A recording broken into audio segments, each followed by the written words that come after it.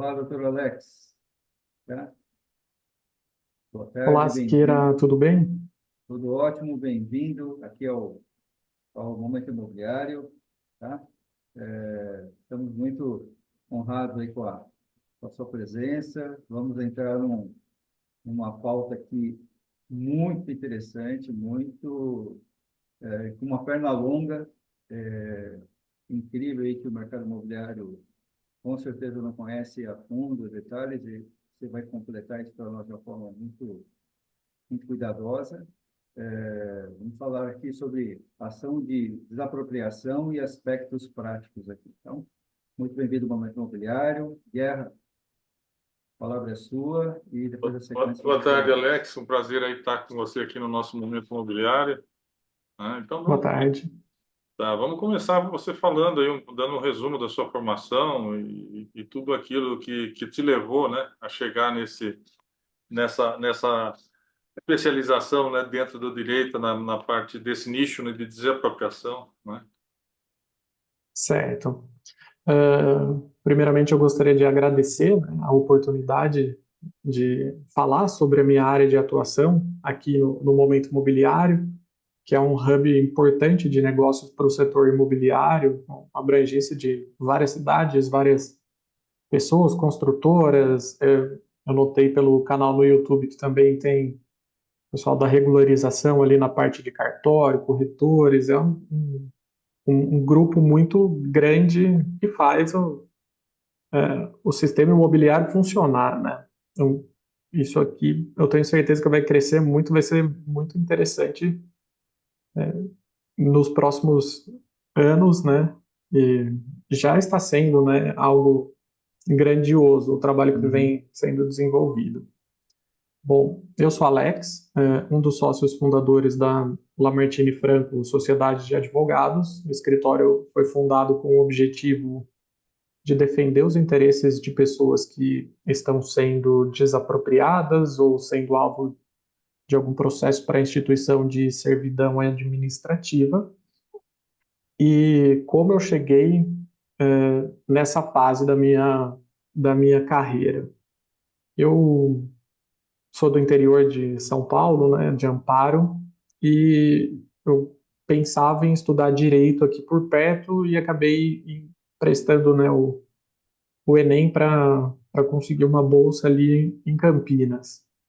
Então, fui para Campinas, estudei na Unip, depois eu fiz a transferência do curso de Direito para São Paulo, acabei me formando por lá, e no início da minha trajetória eu trabalhava muito com contencioso civil. Trabalhei para algumas universidades, né, um escritório que atendia universidades na área educacional, e o contencioso civil, ele é muito duro e tinha muita audiência, e como a gente trabalhava com o consumidor, não era tão simples ganhar as demandas. Então, eu acabei buscando uma área que me tirasse um pouco do consumidor e dessa necessidade de fazer tantas audiências, e buscando uma nova área, eu acabei encontrando um escritório, um dos grandes escritórios de desapropriação de São Paulo. Acabei indo trabalhar lá em torno de 2016. Fiquei, entrei como um advogado que auxiliaria na produção, acabei até me tornando sócio desse escritório, e depois eu e mais outros dois sócios resolvemos abrir o nosso próprio escritório. Na área de desapropriação, então, eu acabei chegando assim. Então, faz aproximadamente 10 anos que eu estou na área, 8 anos, e estamos aqui agora com o nosso escritório. A gente atua em São Paulo e no interior de São Paulo também. Temos casos ali em torno de até uns 300 quilômetros da capital, a gente atende. Mas o nosso foco mesmo é Grande São Paulo e região aqui, ou até Amparo, ou até Sorocaba, mais ou menos esse, essa área de abrangência. Perfeito, perfeito. E, doutor Alex, você tem uma apresentação A gente já dedilhamos aqui, muito objetivo, e acho que seria importante, a partir desses aspectos legais, a gente ampliando a nossa conversa e os questionamentos. Pode ser? Claro. Então, Deixa eu, pode subir a eu, com- apresentação. eu compartilho ela por aqui, deixa eu, se eu Tem um botão de se estiver aberto, é só apertar na régua embaixo, o verdinho hum, compartilhar. encontrei aqui.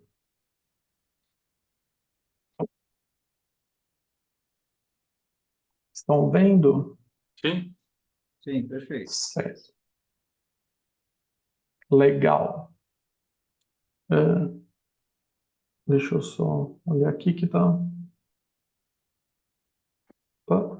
Bom, essa é uma apresentação que nós preparamos para essa reunião. Opa, acho que a gente vai ter que editar essa parte. Acabei fechando aqui. Não, perfeito, pode. Tá, Essa é uma apresentação. Oi, pode seguir. desculpa. Pode seguir, pode Legal. seguir. Tá ok. Tá aparecendo a régua aí em cima? Ou Não. para Não, tá. vocês não? Legal. Bom, essa é uma apresentação que a gente preparou para essa reunião, né, para essa exposição, que trata dos principais pontos de uma ação de desapropriação quando ela já está na fase judicial. É muito mais profundo do que isso, mas em linhas gerais é isso que deve acontecer num cenário ideal de uma pessoa que está sendo desapropriada aqui no estado de São Paulo. Bom, vamos lá. O que é a desapropriação? Eu optei por escolher um conceito do professor Nakamura, que é um procurador do Estado que eu conheço em razão de fazer parte do Instituto dos Advogados de São Paulo, né, da Comissão de Estudos de Desapropriação, que o conceito dele reúne o conceito de outros professores e é um conceito bastante claro. Para ele, a desapropriação é o procedimento pelo qual o poder público ou algum particular legitimado por lei ou por um contrato administrativo celebrado com o poder público retira compulsoriamente a propriedade de alguém com fundamento na existência de necessidade pública, utilidade pública ou interesse social, mediante pagamento de justa e prévia indenização.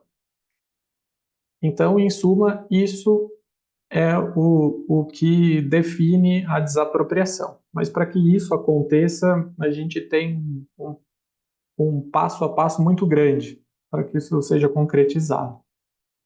Então, quem que pode desapropriar? Podem figurar como desapropriante o município, estados, Distrito Federal, né, que são as pessoas jurídicas de direito público, ou concessionárias ou delegatárias de serviços públicos, como Coab, CDHU, Comgás, concessionárias Rota das Bandeiras, Via Oeste, Enel, CPFL, né, concessionárias de energia, todas essas podem figurar como entes desapropriantes. E a desapropriação ela pode ser feita para que determinados melhoramentos públicos sejam realizados, como escolas, hospitais, habitação popular, parques, viadutos, duplicação de vias, linhas de metrô, estações de metrô, e também para questões de urbanização, de renovação urbana, parcelamento ou reparcelamento do solo. Sobre urbanização e renovação urbana, é até legal a gente mencionar que está acontecendo até um concurso para a escolha de um projeto de arquitetura para transferência de todo o secretariado do governo de estado para os Campos Elíseos, no centro de São Paulo. Esse seria um exemplo de urbanização ou renovação urbana que pode gerar desapropriação de vários e vários quarteirões.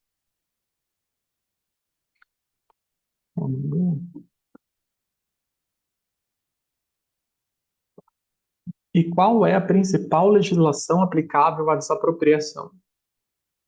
Toda norma que trata de desapropriação, ela deve ser interpretada de acordo com a previsão constitucional da desapropriação. E a Constituição prevê que a lei estabelecerá o procedimento para desapropriação por necessidade ou utilidade pública ou por interesse social, mediante justa e prévia indenização em dinheiro, ressalvados os casos previstos nessa Constituição.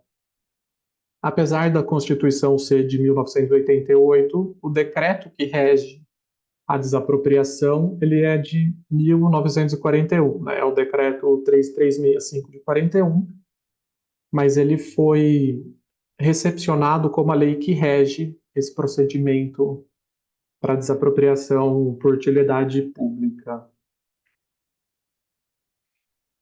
Bom, como tem início a desapropriação? O imóvel que vai ser desapropriado total ou parcialmente, ele tem que ser decretado de utilidade pública.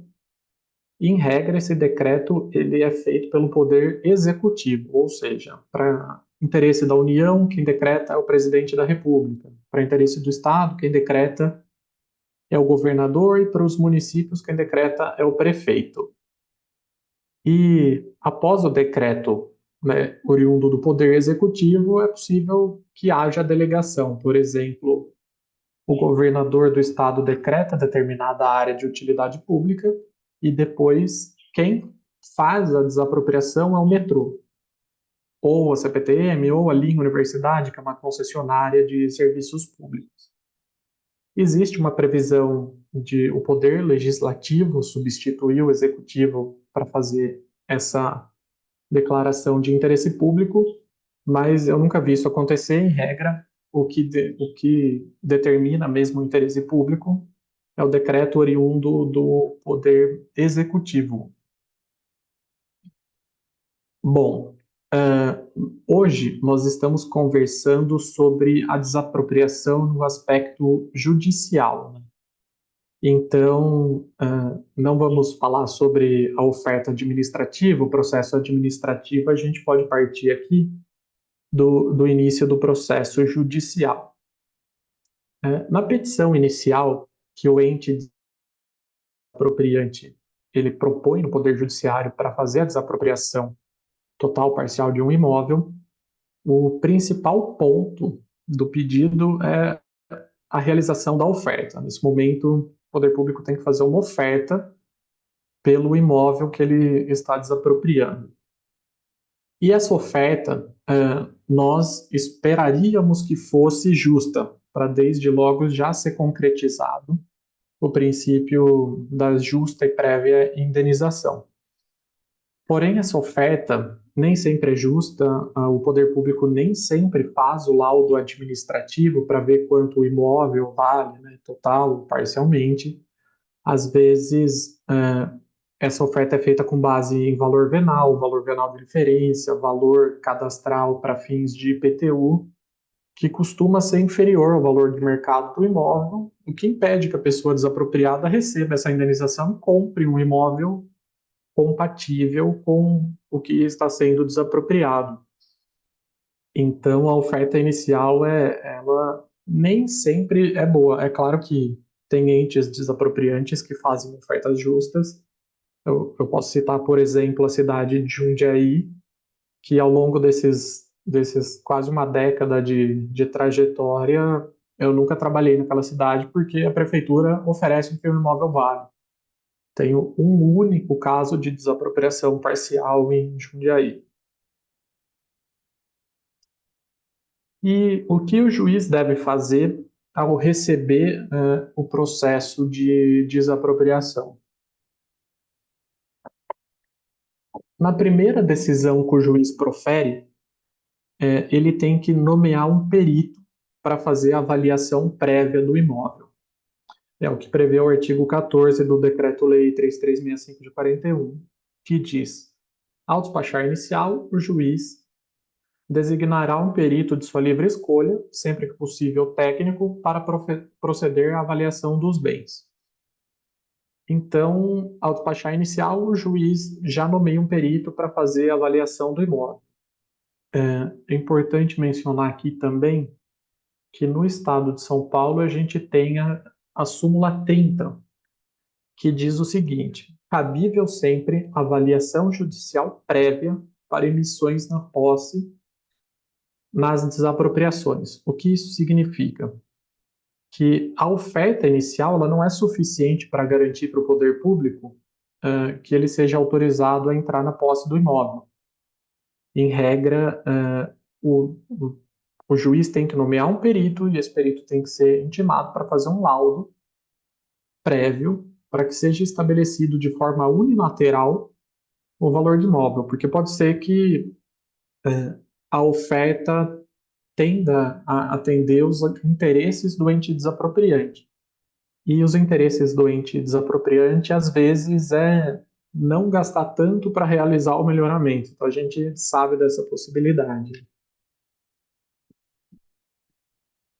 Só voltando aqui, contestação. Numa ação de desapropriação, o que é possível discutir? Na ação de desapropriação, a gente só pode discutir o preço, né, que seria a indenização em contrapartida à desapropriação, e algum vício no procedimento, ou seja, no processo de desapropriação judicial tem algum problema dentro dele mesmo. Então, a matéria a ser discutida na desapropriação ela é sempre bem restrita. Em relação ao preço, é claro que a gente pode discutir sobre diversos aspectos, né? O valor oferecido por metro quadrado é baixo, o valor oferecido é incompatível com o valor da benfeitoria. Ou numa desapropriação parcial, o imóvel vai ficar encravado ou desvalorizado, enfim. Então, dentro do conceito de preço, a gente tem uma gama de matérias que pode ser discutida, mas nada além de preço e juros a gente pode tratar num processo de desapropriação. Inclusive, no próprio processo de desapropriação, não é possível discutir se o decreto de utilidade pública, necessidade pública, é correto ou não, se existe, de fato, a utilidade pública ou necessidade pública. Isso poderia até ser alegado em um outro processo, numa ação anulatória de ato, mas no próprio decreto, no processo de desapropriação, não é possível dizer que não há utilidade pública, então a desapropriação não pode acontecer. A discussão possível é só o preço e a desapropriação acontece. Em razão de não ter escolha, né, a não ser discutir o preço no curso de um processo de desapropriação, é que a gente diz que na desapropriação sempre ocorre um ato de império.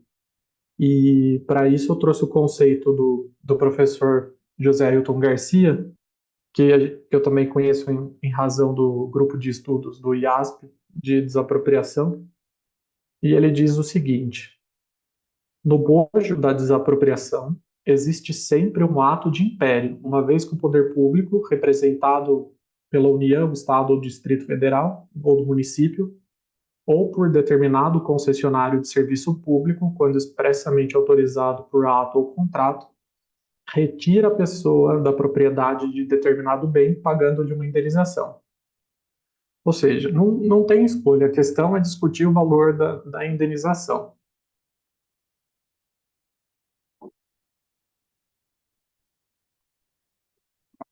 Sobre a avaliação, o que é importante a gente ter em mente? Quem escolhe o critério de avaliação é o perito judicial. E o perito, apesar de ter essa discricionariedade de escolher o critério de avaliação, ele precisa justificar que esse é um critério válido e utilizado também para essa finalidade. Em regra, nós temos alguns métodos de avaliação que vocês devem conhecer, né, por estarem na área do direito imobiliário, que seriam os métodos comparativos de dados de mercado, método evolutivo, né, que é a soma do valor do terreno com a benfeitoria. Aqui em São Paulo, ele chama método da composição, método involutivo, que parte-se do pressuposto que existe um condomínio aí apura-se o quanto custa para fazer um condomínio, e o que sobrar seria o valor do terreno, enfim, esses são os métodos mais comuns. Tem o método da inferência estatística também, acabei não colocando. E as normas mais utilizadas para avaliação são as normas do IBAP, da ABNT ou do CAJUFA. As normas da ABNT elas costumam ser mais genéricas e as normas do IBAP elas são muito aplicadas no interior. Na capital existe uma norma própria específica para desapropriação que foi elaborada por uma comissão de peritos nomeada pelo CAJUFA, né? CAJUFA é o Centro de Apoio aos Juízes das Varas da Fazenda Pública. Então, existe essa norma própria, existem alguns precedentes judiciais que admitem a aplicação dessa norma em todo o estado de São Paulo, são específicas para desapropriação. Essas são, em regra, as normas que os peritos usam. Bom, nomeado o perito, né, para fazer a avaliação prévia do imóvel, ele elabora o laudo prévio, anexa ao processo e o processo é remetido para o juiz. Se não tiver um grande problema com o laudo prévio, o juiz arbitra o valor que o perito atribuiu à indenização como uma condição. E caso o ente desapropriante queira a posse do imóvel imediatamente, basta que ele faça o depósito desse valor e ele já vai ter direito à emissão na posse. E é o que diz o artigo 15 do Decreto-Lei, né, 3365 de 41. Se o expropriante alegar urgência e depositar a quantia arbitrada de conformidade com o artigo 685 do Código de Processo, o juiz mandará emiti-lo provisoriamente na posse dos bens. Esse artigo 685 é do Código de Processo Civil de 39, né, que estava vigente quando foi editado o decreto. Até transcrevi ele aqui embaixo. Mas o que é importante para a gente é ter em mente que o valor que o perito apura no laudo prévio pode ser arbitrado e, se o ente desapropriante deposita esse valor, ele pode entrar na posse do imóvel. E isso faz com que o laudo prévio seja o laudo mais importante do processo, porque é com base neste valor que o desapropriado ele perde a posse do imóvel. Um outro ponto importante do laudo prévio é que nessa fase do processo ela tem um caráter de tutela de urgência, ou seja, o juiz pode nomear o perito antes da citação do desapropriado para se defender. O perito pode fazer o laudo antes do desapropriado se defender. O juiz pode arbitrar o valor antes do desapropriado se defender. Ou seja, toda essa etapa, inclusive a emissão da posse, pode ser deferida antes do desapropriado se defender. Então, toda essa etapa pode ser feita sem a oitiva da parte contrária. Então, se você tem conhecimento de uma ação de desapropriação de algum imóvel seu, é sempre bom se habilitar antecipadamente, porque essa fase inicial do processo para emissão na posse pode acontecer sem a sua participação. Então, não é bom esperar, é sempre bom acompanhar a perícia, levar para o perito os elementos valorizantes do imóvel, ou se a desapropriação for parcial, trabalhar para demonstrar para o perito quais são os impactos que a desapropriação vai ter no imóvel remanescente, para que tudo isso já componha a indenização apurada em laudo prévio. Nunca é bom deixar o processo transcorrer sem a participação desde o início. E aqui eu coloquei um precedente do Tribunal de Justiça que trata desse assunto, dizendo que não é possível haver discussão nessa fase de laudo prévio.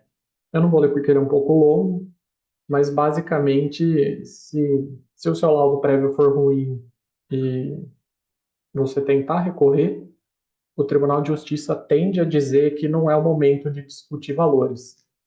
tem raríssimas exceções, a gente defende que o desapropriado tem direito de participar de todas as fases, mas, infelizmente, a gente tem alguns precedentes contrários que dizem que não é agora que o valor da indenização deve ser discutido. E depois do laudo prévio é que seria o momento que o desapropriado poderia exercer o contraditório e a ampla defesa, né? Apresentar sua manifestação, indicar seu assistente técnico, formular quesitos.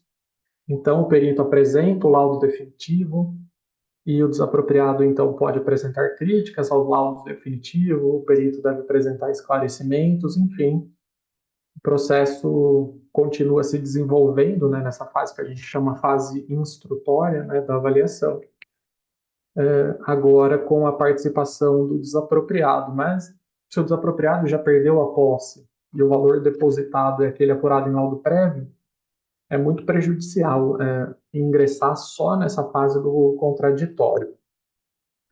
E feito o laudo definitivo, críticas, esclarecimentos, o juiz, ele, se entender que o processo já está pronto para julgamento, ele profere a sentença.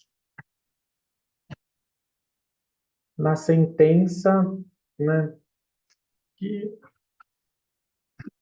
e na sentença, o juiz ele resolve, né, as questões inerentes à desapropriação, fixa o valor da indenização, data base da avaliação, índice de atualização monetária do valor da indenização, dos depósitos feitos ao longo do processo, fixa quem é o responsável pelo pagamento das custas e despesas processuais e também eventuais juros compensatórios e moratórios.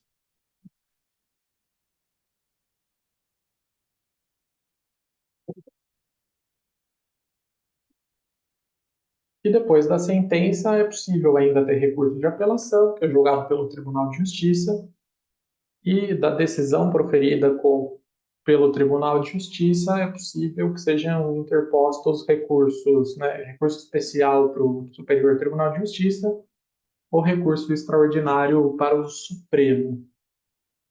Em relação à fixação do valor da indenização, dos juros e despesas processuais, esse seria o trâmite da desapropriação. Agora, a desapropriação, né, não serve só para fixar o valor do imóvel, ela serve também para que o desapropriado seja pago. E quando que o desapropriado recebe a indenização? Vamos lá. Fazer uma pausinha aqui, que eu falei muito numa toada só.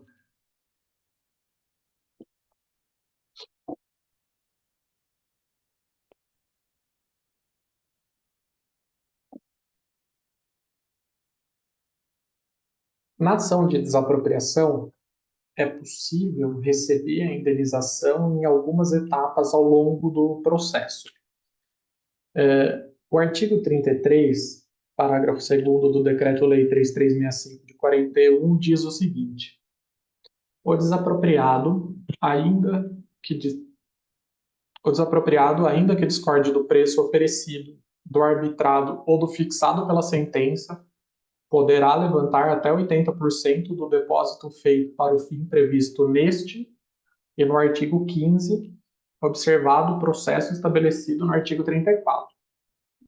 O artigo 15 é aquele que trata do depósito apurado, do valor apurado em laudo prévio.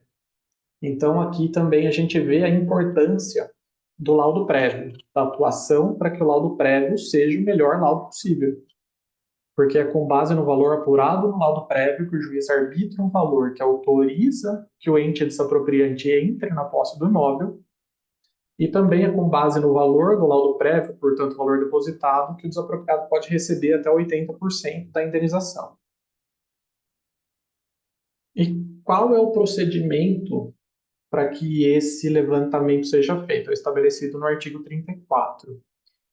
O artigo 34 diz que o levantamento do preço será deferido mediante prova de propriedade, quitação de dívidas fiscais que recaem sobre o bem e publicação de editais com prazo de 10 dias para conhecimento de terceiros. Ou seja, são 3 os requisitos cujo preenchimento são necessários para que seja autorizado o levantamento de até 80% da indenização. Aqui também é importante a gente mencionar que não pode haver dúvida sobre a propriedade do imóvel. Então, tem juiz que só admite a matrícula atualizada como prova da propriedade. Tem juiz que não admite comprovante de compra e venda do imóvel, não admite demonstração de que a uso capião está em curso, inventário não foi concluído. Enfim, é muito interessante que no curso de uma ação de desapropriação, ou na fase de decreto, ainda antes do ajuizamento da ação, a pessoa, sabendo que vai ser desapropriada, regularize a matrícula do seu imóvel, para evitar qualquer discussão nessa fase de recebimento da indenização. Senão, pode ser que a pessoa perca a posse do imóvel e não receba a indenização, o que é muito sério, principalmente em imóvel residencial, né?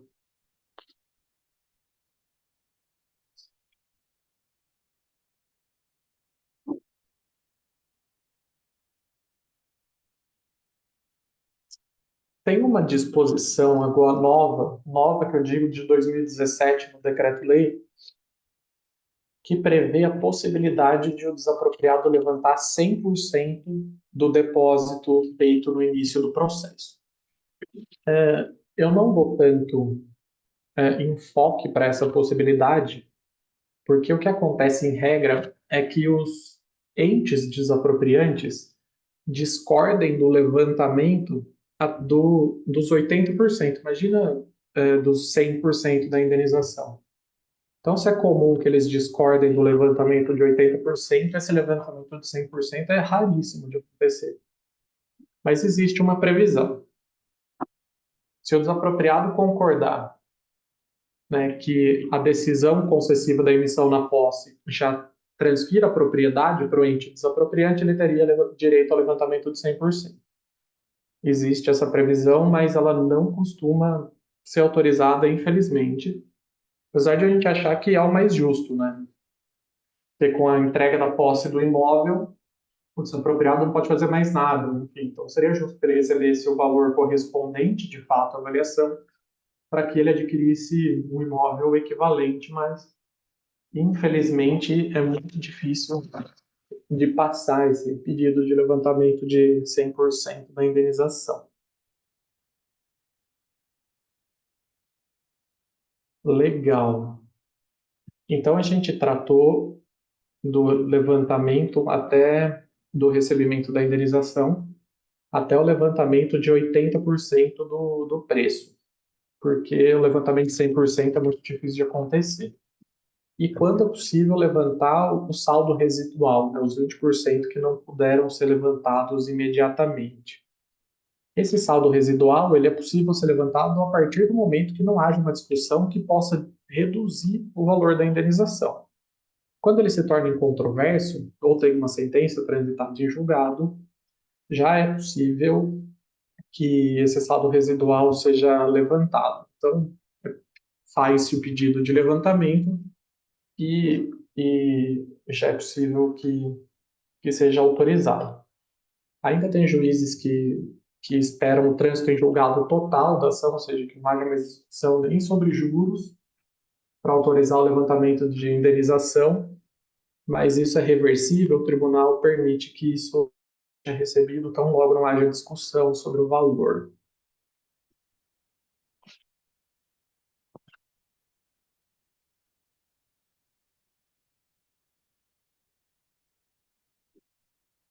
Aqui também a gente tem uma discussão importante sobre quando é recebido o valor da indenização, caso ela seja aumentada no curso do processo, né? Porque o poder público ele tem a obrigação de fazer o depósito da oferta inicial, depois ele tem a obrigação de fazer o depósito do valor apurado pelo perito, e como fica na hipótese de o poder público assumir a posse do imóvel e, em laudo definitivo, os esclarecimentos, o valor aumentar. isso se torna uma dívida, porque o poder público não tem mais a obrigação de depositar antes de assumir a posse, porque ele já estaria na posse do imóvel. E esse valor, né, esse acréscimo da indenização que pode acontecer no curso da desapropriação, ele deve ser recebido de acordo com a natureza jurídica do ente desapropriante.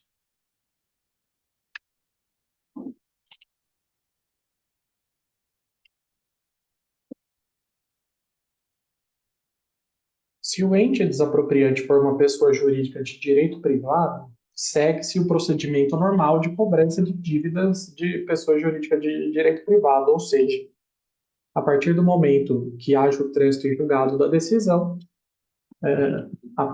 é iniciado o cumprimento de sentença em que a parte contrária é intimada para fazer o pagamento no prazo de 15 dias, sob pena de multa e acréscimo de honorários advocatícios.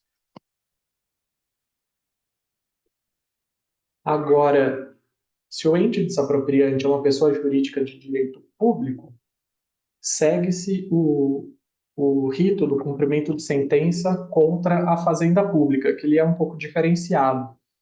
Em vez de ser intimado para pagar, o ente público ele é intimado para se defender no prazo de 30 dias, ou seja, tem o dobro do prazo para dizer se está tudo ok ou não. E passados esses 30 dias, né, se o ente público não apresentar defesa ou a sua defesa for rejeitada, deve ser expedido um precatório para pagamento do saldo residual dessa indenização. Precatório é uma ordem de pagamento emitida contra o ente público que deve ser paga em ordem cronológica de acordo com a previsão orçamentária para o pagamento das dívidas.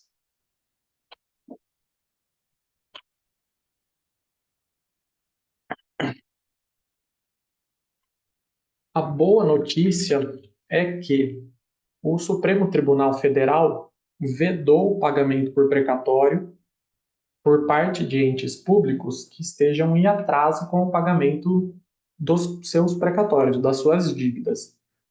Qual foi o racional do Supremo nesse caso? Que tem repercussão geral, ou seja, tem que ser respeitado por todos os entes judiciais e administrativos. Se a Constituição Federal prevê que a desapropriação deve ser feita de forma justa e prévia, né, a indenização em contrapartida da desapropriação deve ser paga de forma justa, prévia e em dinheiro, é incompatível com a Constituição que o desapropriado receba a sua indenização depois de passados anos. Né? Aqui em São Paulo, por exemplo, o precatório demora mais de 10 anos para ser pago. Então, né, uma coisa se torna incompatível com outra. Como que a indenização é justa e prévia e demora 10 anos para receber? Então, o Supremo proferiu essa decisão, afastando a possibilidade de entes desapropriantes cujo pagamento de seus precatórios estejam atrasados, de usar essa modalidade de pagamento para evitar calote, né? O correto seria que nenhuma dívida do poder público fosse paga por precatório, mas hoje, pelo menos na desapropriação, isso não acontece mais. É importante a gente mencionar também o seguinte, que essa decisão ela foi proferida no dia no dia 25 de outubro de 2023, né? Ela foi publicada nesse dia.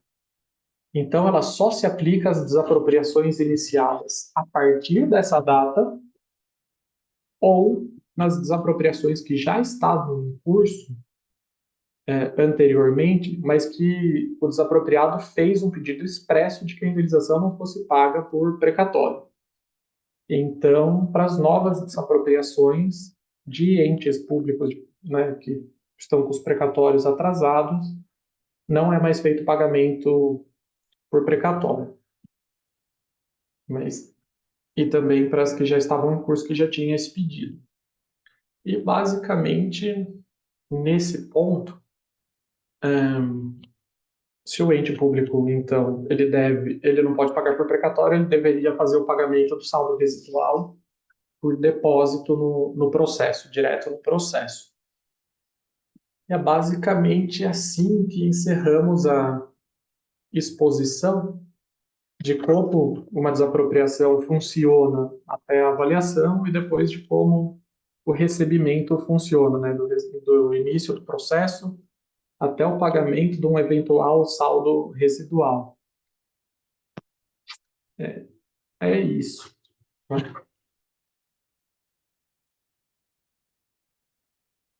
E, Alex, me fala uma coisa. Oi. Essa questão de desapropriação a gente já sempre vê e sempre dá discussão, né? Essa questão do valor, né? Sim. Sempre dá discussão. E o qual o percentual de sucesso nisso, nessas contestações aí? Você acha que... Porque a prefeitura tem lá, ó, a prefeitura tem, cada prefeitura ou cada ente tem a sua regrinha lá, claro, respeitando a lei maior e tudo mais, mas acaba sempre, pelo menos via de regra, né, que eu converso às vezes com algumas pessoas que passam por essa situação, que, assim, poxa, os caras estão me pagando um valor que realmente não é o suficiente, né, não é o justo, vamos falar, né? Sim, sim. E como está sendo isso? Você está tendo, você consegue reverter? Está sendo bacana isso aí, essa questão? Olha, depende muito, de fato, do valor da oferta, né? Aham. Tem prefeituras que fazem boas ofertas, e então, caso a gente conteste, o resultado não vai ser extraordinário, porque a oferta foi próxima do justo. Agora, nós temos situações que a oferta de fato ela é baixa. Por exemplo, e também é importante já destacar a defesa de uma forma especializada. Estão sendo iniciadas agora as desapropriações para instalação de corredor de ônibus em Itaquera. Em Itaquera, no mesmo dia, eu fiz duas reuniões. A primeira era uma borracharia que trabalha com troca de pneus e algumas coisas assim, e eles tinham 4 vagas de garagem na frente do imóvel. E a segunda era um salão de cabeleireiros que eles tinham 3 vagas de garagem na frente do imóvel. A primeira pessoa, ela optou por não contratar, pois nenhuma escritório especializado, nem o nosso, nem um outro. Porque o proprietário acredita que essa obra não vai para frente. Seria uma obra cara, duplicável em Itaquera, enfim, isso não vai andar. E o segundo nos contratou. No primeiro caso, a oferta, que era de 30 e poucos mil reais, ainda diminuiu. Foi, acho que de 34 para 32 mil. E porque não houve, de fato, um cuidado em explicar sobre a desvalorização do imóvel remanescente pela perda de vagas de garagem, principalmente em imóvel comercial, que perde a atratividade quando não tem vaga de garagem. Mas no nosso caso, que a oferta era em torno de 49 mil, se não me engano, o valor do laudo prévio ele veio acima de 180, porque nós tomamos o cuidado de demonstrar que a perda de vaga de garagens desvaloriza o remanescente, a desapropriação, apesar de ela ser só da calçada, ela pega entrada de energia, entrada de água, o piso é especial, né? Não é concreto simples. Lá tinha porcelanato, mas na oficina também o piso era especial. Então, o resultado, ela depende de um acompanhamento e também depende da oferta, né? Nesse caso, se eu não me engano, nesse caso a oferta foi feito o laudo administrativo, só que as ofertas foram feitas como uma fração do valor venal correspondente à área que vai ser desapropriada. Então, se o valor venal já é baixo, uma fração é menor ainda. Então, as ofertas foram de fato feitas em valores ínfimos e, e sem considerar os impactos que a desapropriação traz para o imóvel remanescente. Então, às vezes, a discussão ela vai além do valor, né? Veja que são casos de valores pequenos, 40 e poucos mil reais. Tem escritórios que nem têm interesse por esses casos. Mas, às vezes, não é só esse ponto, né?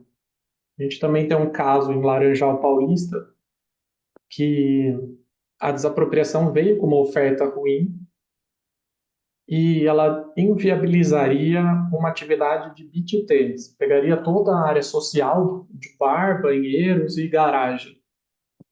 E lá, o nosso trabalho foi para que o decreto, né, a planta expropriatória fosse readequada de uma forma que a atividade fosse preservada. Então, nesse ponto também, a ideia não foi melhorar o valor da indenização, mas é comum que haja um resultado bom e, às vezes, o fato de não ter acompanhamento gera um resultado ruim, né? É importante que, né, você comentou, é a questão prévia, né? Você entrar logo no começo do processo, não deixar rolar, né? Não deixar. Sim, porque nesse caso da oficina, por exemplo, que nós não fomos constituídos, se alguma defesa é constituída agora e o perito fala, nossa, realmente não prestei atenção nisso, vai desvalorizar o imóvel em 150 mil reais porque vai perder as vagas de garagem. Ele só vai receber esse valor depois que transitar em julgado. E no nosso caso, o dinheiro vai ser depositado no início do processo. Uhum. Então, quando a obra começar, nosso cliente recebe. E essa outra pessoa vai receber daqui a alguns anos. Mas isso em casos pequenos, né? Agora, nós temos um caso também que é do Heliponto de Cambori, lá em São Sebastião, que eu até deixei aberto aqui. A oferta, nesse caso, foi de 4.650.000. E o laudo prévio, deixa eu até compartilhar mais um minuto aqui.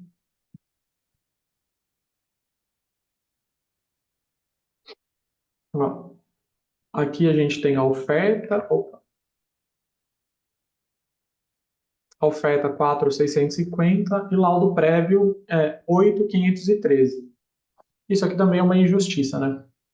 O perito avalia em 9.459 e depois ele dá 10% de desconto.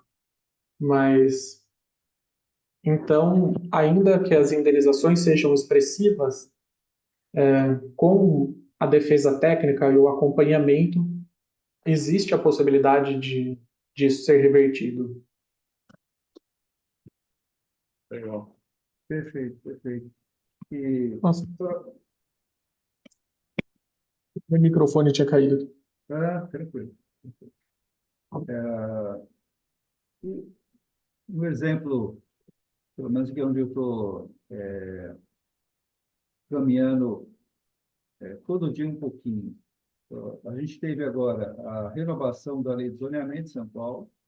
Uhum. Então, é evidente que a ampliação aí das EUs, tá, vai criar, já está criando há um ano e meio expectativas e as desapropriações que vão ser realizadas, né, aguçam, deixam sem sono quem vai ser desapropriado e aguçam o instinto comercial de quem vai estar namorando esses locais para incorporar e fazer seus empreendimentos imobiliários aproveitando da nova lei de zoneamento. Em Sim. relação a prazo, mesmo, eu sei que você não pode cravar datas, mas o que pode se falar hoje? O que é um prazo médio para situações que já estejam prontas para dar o devido andamento, ou o prazo mais longo possível para essas pessoas que vão ser diretamente atingidas pela desapropriação? O que o senhor pode traduzir para nós? Isso varia muito, principalmente de acordo com o ente desapropriante. Tá. O que eu posso dizer, por exemplo, do metrô. O metrô ele só dá início às obras, às desapropriações, quando ele de fato tem interesse na emissão, na posse para a realização da obra. Ou seja, o metrô propõe a ação de desapropriação, o perito faz a avaliação, o juiz arbitra o valor, o metrô deposita, pede a emissão na posse. A partir daí, o desapropriado ele já pode fazer o recebimento, então isso pode acontecer num prazo de 6 meses, um ano, é algo rápido. Agora, tem entes desapropriantes, e eu cito como exemplo a Prefeitura de São Paulo, que tem processos rápidos, mas eles também têm processos em que eles aguardam quase o decreto caducar, né? Depois do decreto de utilidade pública, o ente público tem 5 anos para ingressar com a ação. Eles aguardam quase os 5 anos, depois ingressam com a ação e dizem: não tenho interesse na posse agora. Então, o imóvel da pessoa fica engessado desde o decreto, porque ninguém quer alugar, ninguém quer comprar. E a prefeitura propõe a desapropriação, diz que não tem urgência, então o juiz não nomeia perito ou nomeia e arbitra o valor do depósito e a prefeitura não deposita. Isso varia muito, principalmente de acordo com o desapropriante. O que acontece também em áreas grandes, a gente atende umas pessoas, né, que estão sendo desapropriadas para a construção do terminal de ônibus em São Mateus. E lá, como são, se eu não me engano, 6 quadras, a prefeitura ela não tem condições de assumir a posse de um imóvel e garantir que ele não seja invadido, assumir outro imóvel e fazendo a segurança. Então, o que eles fazem? Eles esperam que todos os imóveis, ou um grande número de imóveis, estejam na mesma fase processual e tenha o mandado de emissão na posse de um lote para eles assumirem a posse, derrubar tudo e conseguir viabilizar a segurança da área. Só que cada processo ele anda numa velocidade, depende do advogado, depende até do cartório, né, que o processo tramita. Então a gente tem algumas varas mais rápidas que outras, né, em São Paulo, que faz com que os processos, uns demorem mais, outros demorem menos, mas e a pessoa que está sendo desapropriada? Ela fica refém da vontade da administração pública ali. A gente sempre trabalha para que ela seja indenizada antes, né, que ela receba antes a indenização, mas a gente não consegue garantir, né, que a data que ela vai perder a posse do imóvel, a data que o melhoramento público começa, é uma situação bastante que gera ansiedade, né? Que gera muita incerteza. Alex, em termos de tecnologia, o que eu- do verbo entender possui 10 significados. em termos de tecnologia, o que que ela tem, como que é a usabilidade no caso seu do escritório? O que que ela tem, o que que ela te auxilia, onde que ela entra na questão da operacionalidade sua aí dentro, até para identificação, para saber a questão das áreas, né, para aprofundar mais o estudo dentro daquela área. Você usa alguma coisa específica, uma startup, alguma coisa nesse sentido ou não? Hoje o nosso escritório ele roda basicamente em sistemas de startup. Foi Ah, uma opção nossa ter um escritório 100% digitalizado. Então, eu tenho o sistema de gestão de processos, que eu consigo gerar um link para o cliente acompanhar o próprio processo dentro do nosso sistema de gestão, que é o Astrea. Sistemas de pagamento, a gente usa sistemas de pagamento automatizado para casos específicos que a gente trabalhe com mensalidades ou faça parcelamentos. Então, a gente tem um sistema de cobrança automatizado, que a gente usa o ASAS. E assinatura de contratos, acordos, instrumentos, procurações. Hoje a gente busca fazer tudo também de forma digital, com uma validação é, é, por, por self e CPF na Receita Federal. A gente usa o ZapSign. E para a parte de avaliação, os sites de venda de imóveis, né, mais consolidados, né, Imóvel Web, Viva Real, eles têm os sistemas de localização de imóveis sendo vendidos em determinados bairros, que às vezes a gente usa para coleta de elementos comparativos para auxiliar na avaliação do imóvel. Então, esses sistemas, né, em regra todos de startup, a gente acaba usando. A nossa contabilidade também é startup e, como eu disse na exposição, um dos critérios que a gente precisa preencher para receber a indenização é a matrícula atualizada do imóvel.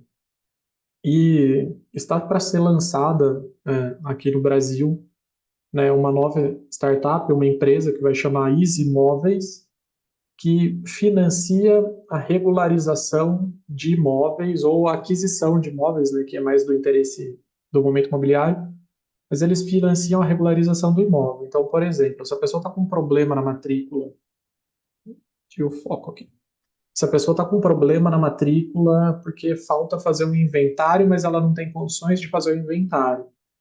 Então, essa startup financia esse inventário e fica com o imóvel de garantia, dá um prazo de carência para a pessoa pagar. A pessoa comprou o imóvel e o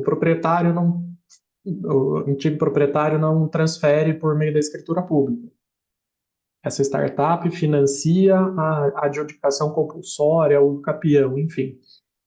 A gente vai começar a trabalhar como parceiro dessa startup em todas as nossas necessidades e caso os clientes tenham interesse nisso. Nosso escritório também, ele tem sede na JK e lá a sede também é uma startup, mas já é mais consolidada. Então, a gente usa todos os sistemas aqui são de startup, parceiros, porque é um cenário que muda muito, né? No escritório, eh, eu já trabalhei em escritórios assim conceituados, grandes, que o escritório inteiro era gerido por uma planilha de Excel. E eu não tenho essa coragem. Eu preciso, eu preciso que alguém tenha essa responsabilidade de gestão. Eu contrato uma empresa, gere isso para mim e eu alimento com os dados. Então, eu preciso de sistemas que me auxiliem. E todos os documentos eram feitos de forma física. Então, todos os contratos a gente tinha que mandar por motoboy para colher a assinatura presencial da pessoa. Então, às vezes, entre enviar o contrato e receber o contrato de volta, a pessoa recebeu uma proposta melhor. Então, as startups ajudam demais, assim, demais. Ele faz com que você foque no seu negócio, né? Sim, sim. Porque você É, perde muito tempo, essa parte de organização, de controle, de tudo, né? Coisa que são serviços automatizados, né? Que podem uhum, ser feitos normalmente dentro do sistema, né? Você só alimenta os dados e ele faz todo o gerenciamento. sim, É do que sim. você ter, de repente, até em número de funcionários, às vezes você tem que ter mais gente trabalhando no escritório para cuidar disso, né? Então, a Exato, tendência, isso aí é tem que ser dessa forma, né? Porque senão a pessoa deixa de ser competitiva no mercado, não tem jeito. exato, exato, exato. E ser competitivo no contencioso já é difícil, né? Aham, A desapropriação judicial é contenciosa.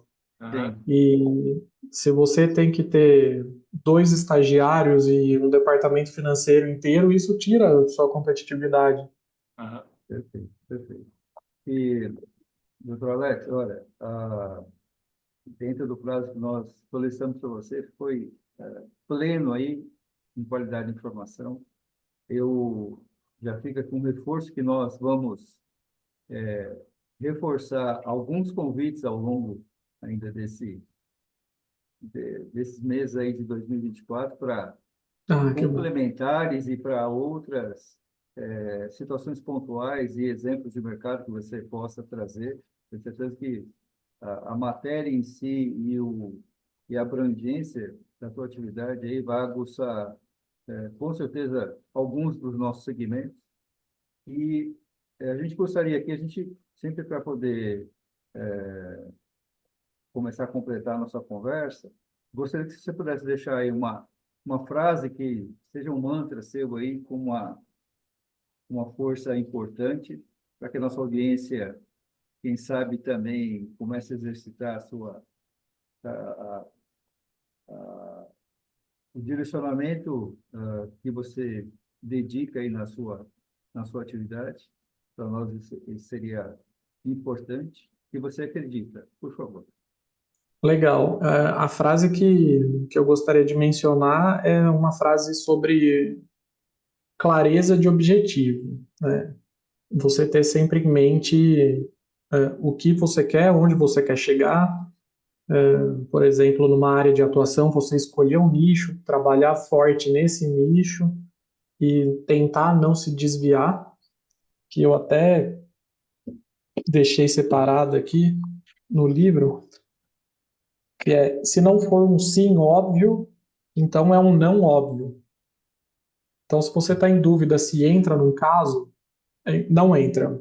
Se você está em dúvida se entra num projeto, não entra. Se não for um sim óbvio, é um não óbvio. Uhum. Bacana. Sinceramente. Foi uma aula aqui, Alex, né? Realmente, eu acredito que a nossa audiência também está sendo premiada aí por mais um conhecimento que a gente está conseguindo compartilhar aqui com a nossa audiência aqui do Momento Imobiliário. Então, a gente agradece aí a sua presença e agradece as informações que você passou, né? E que nem o Siqueira falou aí, vamos mantendo contato aí, porque a coisa é muito dinâmica, né? As coisas acontecem no dia todo. Sim, Então, se a gente tiver essas possibilidades de ter mais para frente aí, a gente ter mais alguma oportunidade, né, de mais compartilhamento de informação, e a gente aqui no Momento Imobiliário também fica sempre à disposição. Perfeito. eu agradeço muito a oportunidade de expor aqui novamente e eu fico sempre à disposição do momento imobiliário, dos ouvintes, né, de quem for ver o vídeo, para a solução de quaisquer dúvidas. Tá joia. Excelente, Valeu, então. então. Bom, Muito obrigado, tá certo. Dr. Alex. Um grande abraço. Por nada. Felicidades. Um abração. Obrigado, um abraço. Valeu. Tchau, tchau.